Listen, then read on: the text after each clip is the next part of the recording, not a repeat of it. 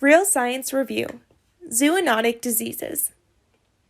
Student Daniel Davidson. Ms. Robardio, I am so confused about how this COVID-19 epidemic got started. Can you help me understand this? Ms. Robardio. That's a really good question, Daniel. I guess the first thing to know is the geographical location where the disease first appeared. In this case, this seems to be in the city of Wuhan, China.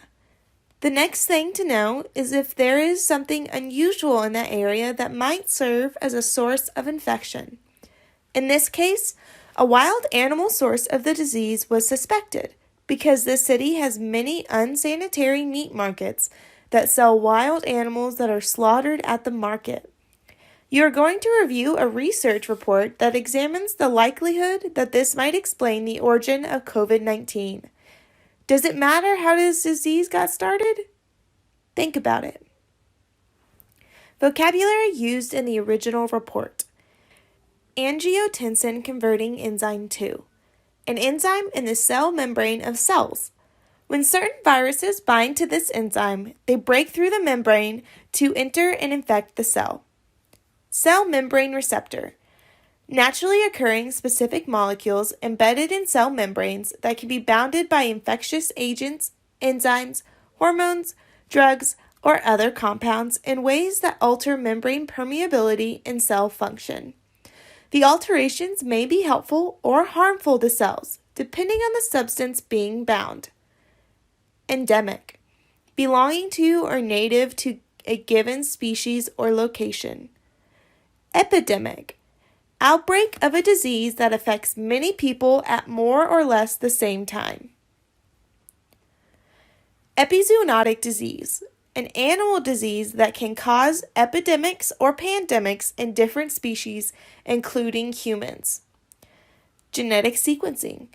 Determining the order of nucleic acids, adenosine, thymine, cytosine, guanine, pairs in DNA. Pandemic. Outbreak of disease that affects many people in multiple countries and continents. Pangolins. Armadillo-like animals prevalent in Asia and Africa. Taxonomic groups. Animal or plant groups having natural relations. Such groups in descending order include kingdom, subkingdom, phylum, class, order, family, species, strains. Origin of COVID-19 and why it matters. Abstract. The COVID-19 pandemic is among the deadliest infectious diseases to have emerged in recent history. It is so contagious that it has caused disease all over the world. As with all past pandemics, we do not really know how it emerged. However, a wide variety of data sources indicated that the casual virus, SARSCOV-2, evolved from a group of genetically related viruses that naturally affect bats and pangolins in Asia and Southeast Asia.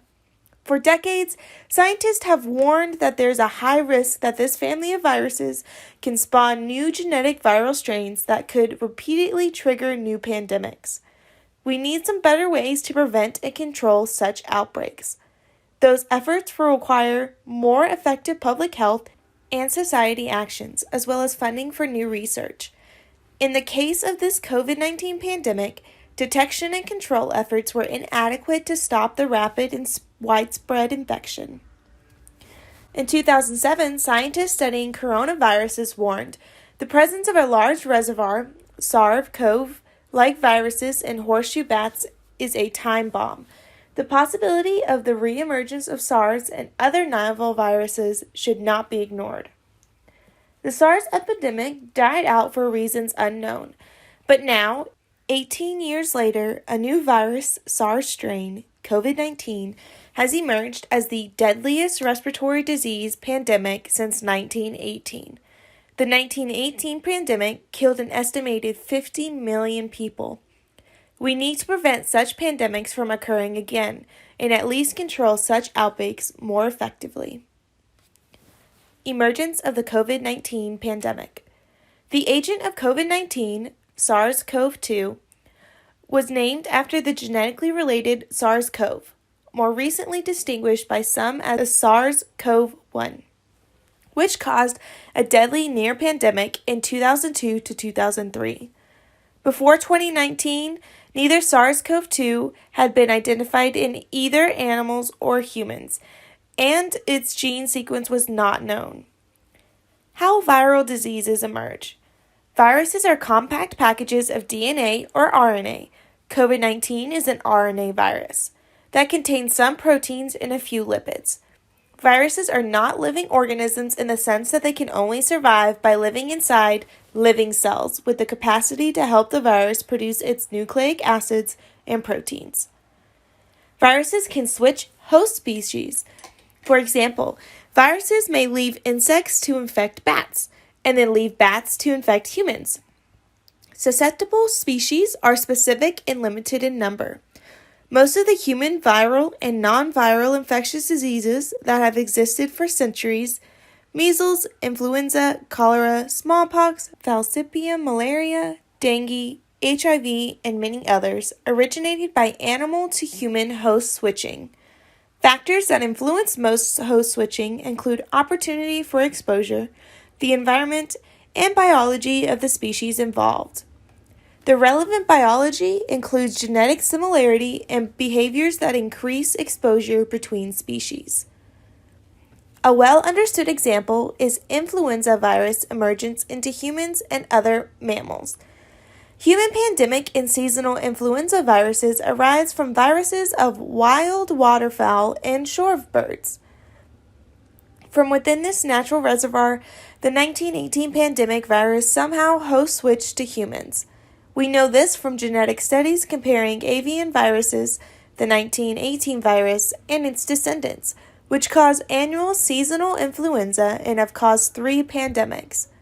Similarly, other avian influenza viruses have host switched into horses, dogs, pigs, seals, and other vertebrates, with as yet known potential to cause pandemics.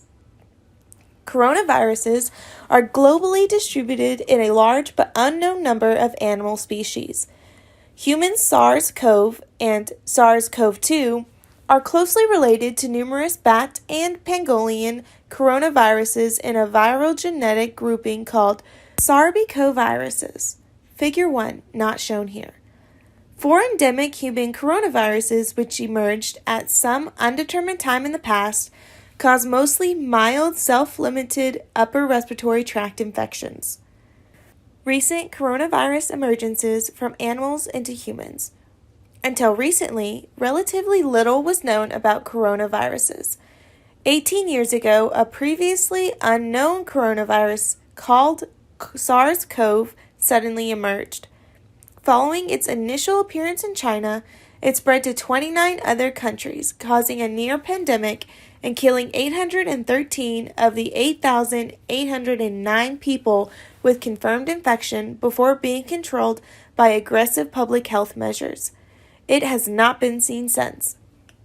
In 2012, however, another previously unknown coronavirus named Middle East Respiratory Syndrome coronavirus, and closely related to SARS-CoV, emerged to cause high case fatality human infections. Fortunately, this virus does not spread efficiently between humans.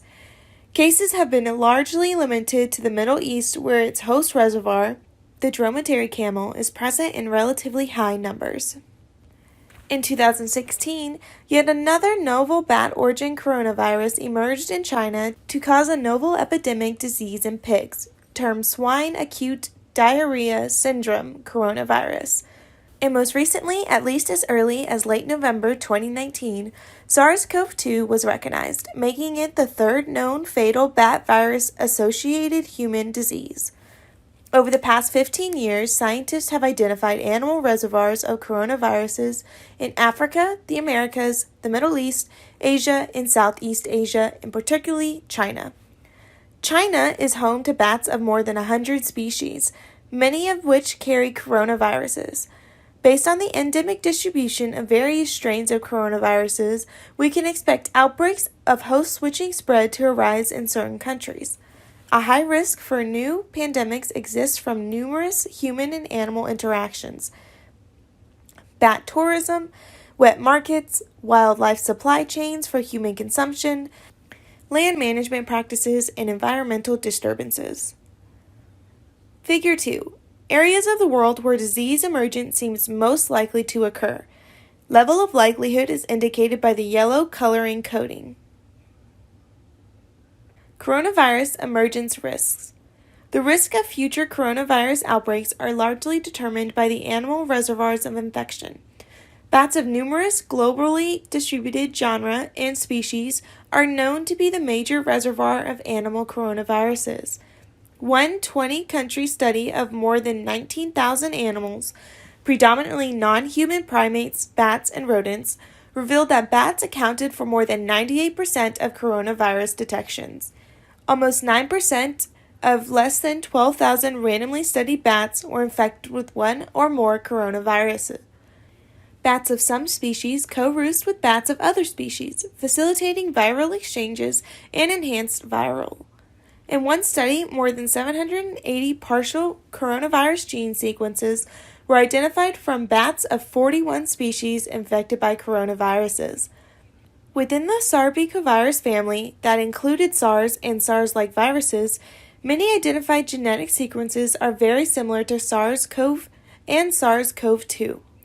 One such virus is more than 96% identical to SARS-CoV-2 in its whole genome. Another virus shares more than 97% identity in two genes. A bat coronavirus hotspot also includes parts of the southwest China, Laos, Myanmar, and Vietnam. A rich diversity of SARS-like viruses have been found in these countries. Many of these SARS-like viruses bind to human angiotensin-converting enzyme 2, ACE2 receptors. This enzyme is attached to the cell membrane of cells located in the lungs, arteries, hearts, kidney, and intestines. SARS viruses infect human respiratory epithelial cells in vitro, suggesting their pandemic potential. Bat-to-human transmission of SARS-like viruses has already been detected, perhaps representing pandemic near misses. Even the more genetically distant SARS-CoV infects cells of humans and numerous other vertebrates, raising concerns about indirect coronavirus emergences. This seems to have occurred with the bat-to-camel to human emergence of MERS, and possibly with SARS-CoV emergence into humans, which may have resulted from bat virus infection of masked palm civet cats, with subsequent human spillover. In 2017, the therapeutic benefit of the antiviral drug remdesivir was suggested. In 2020, this drug is widely used to treat persons infected with SARS-CoV-2. Since 2007, when alarming predictions about threatened coronavirus emergences begin to appear, understanding of coronavirus ecosystems has become far more complete. Over the past 5 years, Chinese, American, European, and other scientists have begun to renew warnings based on the facts that humans are intensively interacting with coronavirus-infected bats. SARS-related bat coronaviruses have all of the essential components of the SARS virus.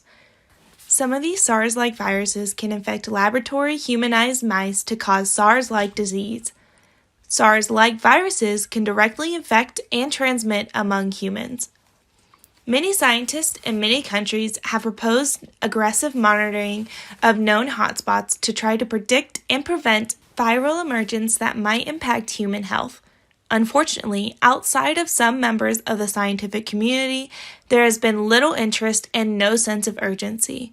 In 2020, we learned, tragically, what 12 years of unheeded warnings have led to: the emergence of a bat-derived SARS-CoV from the very same SARS-like bat virus group we had been warned about by multiple voices for over a decade. The infections were caused by a bat coronavirus that spread to humans from an immediate host such as a Malaysian pangolin or another yet-to-be-identified mammal. Theories about a possible man-made origin of SARS-CoV-2 in the Chinese research lab that studies coronaviruses have been thoroughly discredited by multiple coronavirus experts. SARS-CoV-2 is unlike any previously identified coronavirus from which it could have been engineered. Also, the way the COVID-19 virus binds to its human enzyme target is novel. It is highly unlikely that SARS-CoV-2 was released from a laboratory by accident. No laboratory had the virus, nor did its genetic sequence exist in any sequence database before its initial GenBank deposition. China's laboratory safety practices, policies, trainings, and engineering are equivalent to those of the United States and other developed countries, making escape from a research lab unlikely. COVID-19 emergence mechanisms, reducing emergence. The pre-existing conditions for zoonotic infection and spread can be thought as an accident of nature. We do not know what the molecular conditions for such infection and spread are, but we suspect that the conditions involve the similarities of a certain receptor, ACE2, on the cells of numerous mammals, bats, humans, minks, cats, and other domestic and wild animals. The possibility of new pandemics is increased by the ability of coronaviruses to evolve at a high rate in the large array of wild animal species that can serve as host. We are already seeing coronavirus mutants with altered affinity for human ACE2. Because bats are becovirus so easily switched between multiple hosts, we face a many-pronged human risk. Because we only have just begun to sample, sequence, and study bat/mammalian coronaviruses, we can be certain that what we now know is but the tip of a very large iceberg. The findings described earlier reaffirm what has long been obvious, that future coronavirus transmissions into humans are not only possible, but likely. Scientists knew this years ago and raised appropriate alarm. Our prolonged deafness now exacts a tragic price. The story of COVID-19 emergence sends a powerful message. A quantum leap in bat coronavirus surveillance and research is urgently needed. This work must emphasize virologic and behavioral studies of human and animal interactions, especially in disease hotspots. Expansion of important research that has been delayed, underfunded, or discontinued. More scientists, including scientists working in China and other hotspot countries, should be recruited to these efforts, especially in international research partnerships. Full, open, international collaboration involving many countries is essential. In particular, field research on the prevalence and virus-host relationships of coronaviruses, development of technologies for diagnosis, vaccines, and animal models for studies of pathogenesis and potential therapeutics. Such research should include modeling the structure and functional binding relationships of virus and host receptors. There are things that we can do now to lower our risk. We know much about coronavirus hotspots, not only in China, but also globally. We can be more aggressive in monitoring these locations. We can also modify how human behaviors bring them into contact with bats. This includes changes in practices in wet markets, bat cave tourism, capturing and eating bats, and the perturbing the environment in ways that alter bat habitats and habits. These are behaviors that we can and must change. We can also strengthen basic public health, including hygiene and sanitation, so that emerging viruses are less able to reproduce. Organizations like the Coalition for Epidemic Preparedness Innovations, among others, should be extended and strengthened to emphasize vaccine development, therapeutics, and prevention tools. We must build and maintain strong public health infrastructure to respond quickly and efficiently to pathogen emergence. For viruses that have emerged, such as SARS-CoV-2, we need to develop effective antiviral drugs and ideally broadly protective vaccines. We should begin developing broadly protective vaccines and broadly therapeutic antiviral and antimicrobial agents against pathogens within taxonomic groups likely to emerge in the future. Such groups include coronaviruses, henipaviruses, and filoviruses. Education and communication with populations where spillover events occur are also an important component of risk reduction. We must also realize that the problem is larger than just coronaviruses. In recent years, we have seen emergences and re-emergences of numerous other human infectious diseases such as Ebola fever, Lassa fever, hantavirus pulmonary syndrome, human monkeypox, HIV, dengue, chikungunya, Zika, and epizoonotic avian influenza. We have entered a new pandemic era. Epidemic and pandemic emergences are becoming commonplace. Some are likely to be dangerous. In 2020, our science is sufficiently robust to have a good chance of controlling pandemic viral emergencies within 2 to 3 years. However, we have an adequate ability to prevent and control the emergence in the first place. Pandemic prevention should be a global effort on a par with chemical and nuclear weapon prevention. Unless we invest more in critical and creative laboratory, field, and behavioral research, we will soon see additional pandemics of coronavirus and other types of infectious agents not yet imagined. Understanding how COVID-19 emerged is a critical point on a steep learning curve that we must quickly master.